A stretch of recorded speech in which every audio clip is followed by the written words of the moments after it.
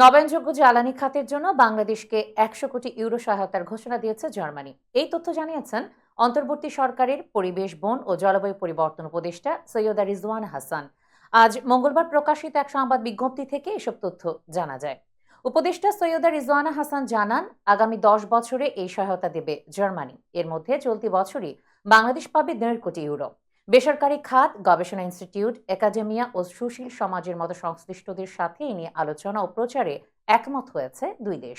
সংবাদ বিজ্ঞপ্তিতে বলা হয়, বাংলাদেশে নিযুক্ত জার্মান অ্যাম্বাসেডর আচিম ট্রাস্টের সঙ্গে মঙ্গলবার সচিবালয়ে মন্ত্রীর কার্যালয়ে বৈঠক করেন সরকারের পরিবেশ, বন ও জলবায়ু পরিবর্তন উপদেষ্টা সৈয়দা রিজওয়ানা হাসান। এরপরই তিনি এসব তথ্য জানান। এ সহায়তার জন্য তিনি জার্মানিকে ধন্যবাদ দেন। সৈয়দ রিজওয়ানা হাসান বলেন, এই সহযোগিতায় ক্ষুদ্র জাতিগত সংখ্যালঘু, নারী, যুবকদেরও সম্পৃক্ত করা হবে। এভাবে পারস্পরিক সহযোগিতার মাধ্যমে জলবায়ু পরিবর্তনের ক্ষতিকর প্রভাব মোকাবিলা করা যাবে বলেও মনে করেন তিনি।